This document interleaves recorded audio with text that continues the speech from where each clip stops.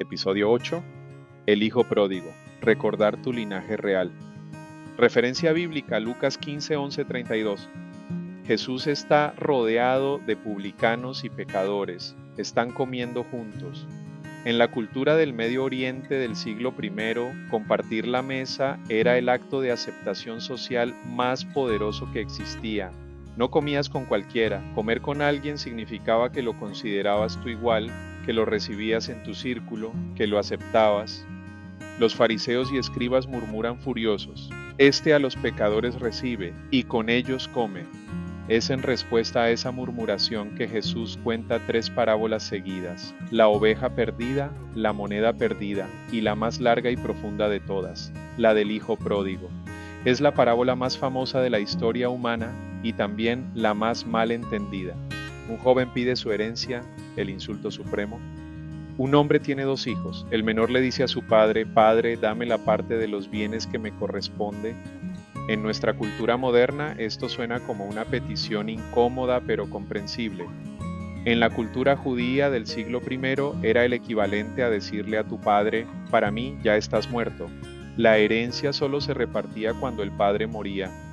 Pedirla en vida era declarar públicamente que desearías que tu padre estuviera muerto. Era la deshonra más profunda que un hijo podía infligir. En muchas comunidades del Medio Oriente antiguo, el padre tenía el derecho legal de abofetear al hijo públicamente y desheredarlo por completo.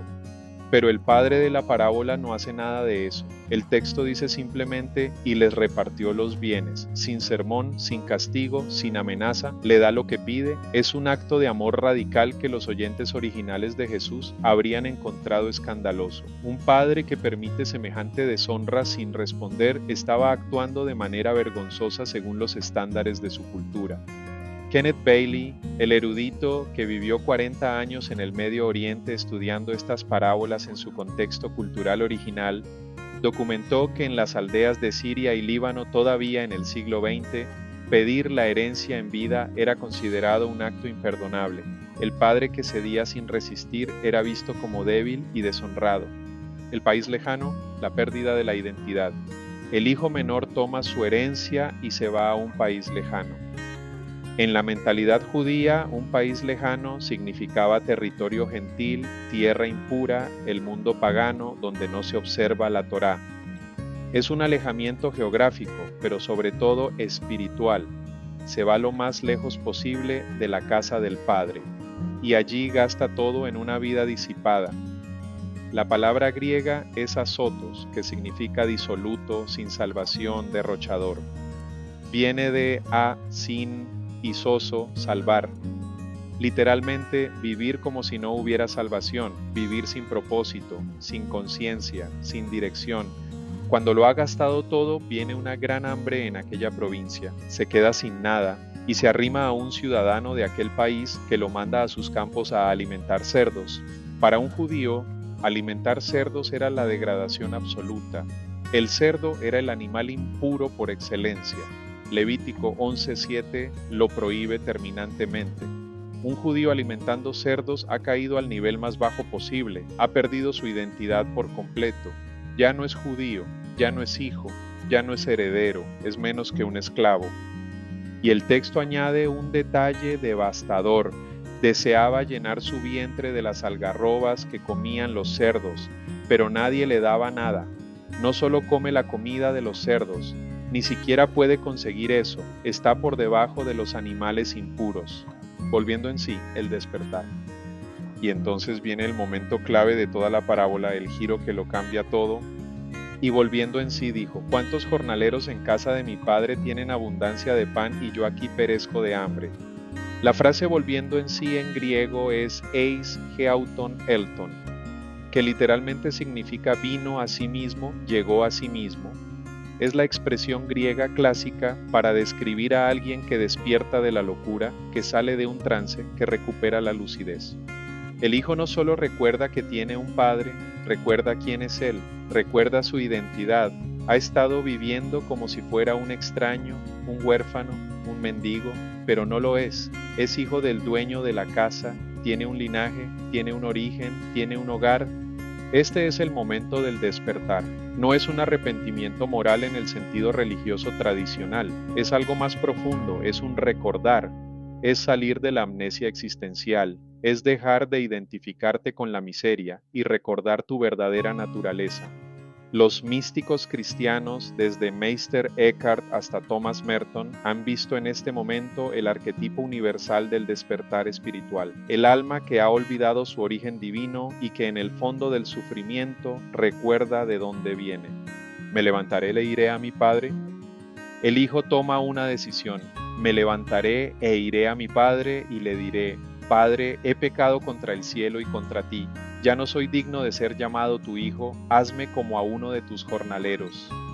La palabra que usa para levantarse es anastas, de anistemi, la misma raíz que se usa para la resurrección. Anastasis.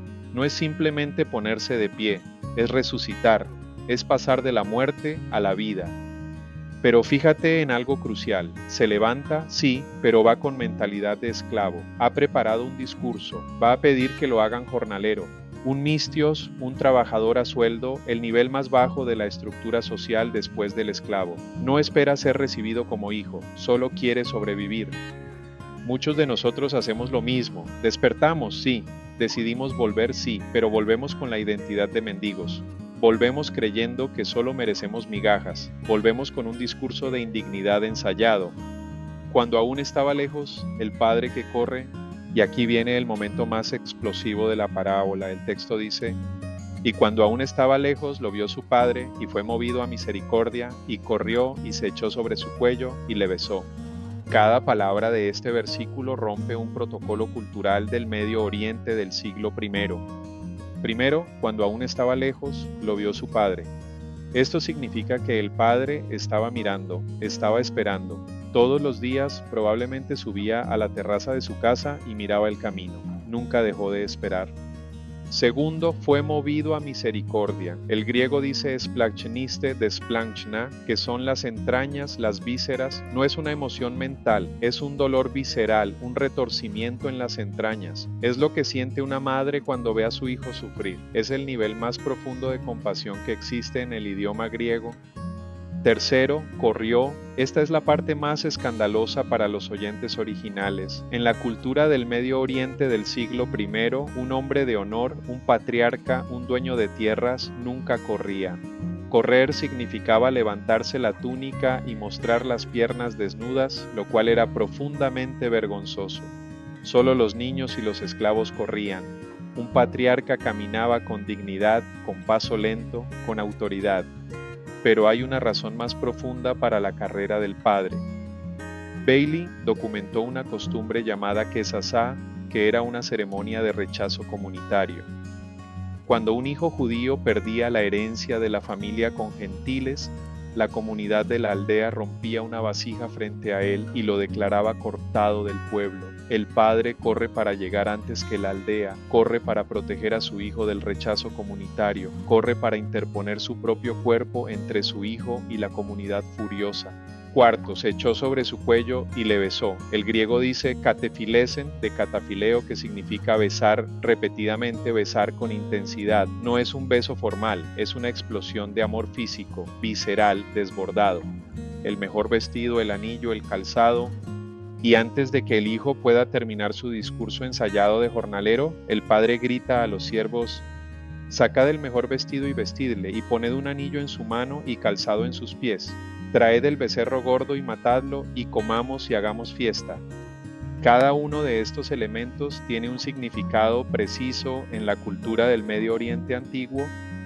El mejor vestido, en griego, ten stolen, ten proten, literalmente la primera túnica, la mejor, era la túnica del padre, el vestido de honor de la casa. Poner esta túnica sobre el hijo era restaurar públicamente su dignidad, era decirle a toda la aldea: este sigue siendo mi hijo, lleva mi ropa, tiene mi protección. El anillo no era un adorno decorativo, era un anillo de sello, un signet ring que contenía el sello de la familia.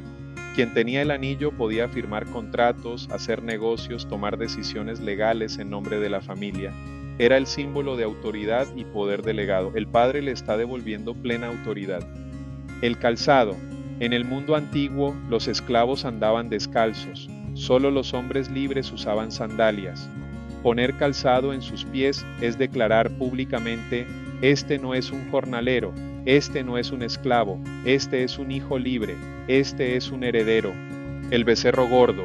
Las familias del Medio Oriente mantenían un becerro engordándose para ocasiones especiales. Solo se mataba para celebraciones extraordinarias, una boda, la visita de un dignatario, un evento único. Matarlo por el regreso de un hijo deshonrado era un acto de prodigalidad que escandalizaría a cualquier vecino. El hermano mayor, la sombra del religioso. Pero la parábola no termina ahí. Hay un segundo hijo, el mayor, el obediente, el que nunca se fue, el que trabajó todos los días sin quejarse. Cuando escucha la fiesta, se enoja y se niega a entrar. El padre sale a rogarle y el hijo mayor explota. He aquí, tantos años te sirvo, no habiéndote desobedecido jamás, y nunca me has dado ni un cabrito para gozarme con mis amigos. Fíjate en su lenguaje: tantos años te sirvo. La palabra griega es douleuo, que significa servir como esclavo. El hijo mayor se ve a sí mismo como esclavo de su padre, no como hijo. Ha estado en la casa del padre toda su vida, pero con mentalidad de jornalero. Exactamente la mentalidad que el hijo menor traía preparada en su discurso. El hijo menor se fue y vivió como pagano. El hijo mayor se quedó y vivió como esclavo. Ninguno de los dos entendió lo que significaba ser hijo. Ninguno vivía desde la identidad de heredero. Y hay algo más sutil. El hijo mayor dice: este tu hijo, no mi hermano, se desvincula, no reconoce al otro como familia. Es el religioso perfecto que cumple todas las reglas pero no tiene amor. Es el fariseo que obedece la ley pero no tiene compasión. Es el creyente que asiste a la iglesia todos los domingos pero juzga a los que se fueron. El mensaje para tu vida.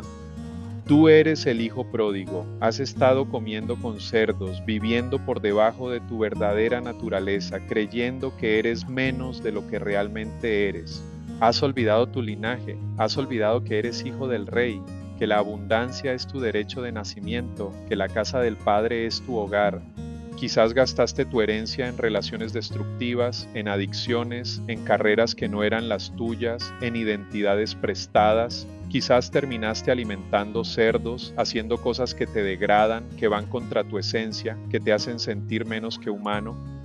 Pero también puedes ser el hijo mayor, el que nunca se fue pero nunca fue libre, el que obedece por miedo, no por amor, el que cumple las reglas pero con resentimiento, el que trabaja para Dios como esclavo, no como hijo. El despertar es volver en ti, es recordar: yo no soy este cuerpo limitado, yo no soy esta historia de fracaso, yo no soy este esclavo obediente pero amargado, yo soy hijo de Dios, y eso no se gana, no se pierde, no depende de mi comportamiento, es mi naturaleza. Y cuando des ese primer paso de regreso, cuando te levantes de donde estás, descubrirás que el Padre ya viene corriendo, que nunca dejaste de ser hijo, que la casa siempre fue tuya, que el anillo siempre te esperó.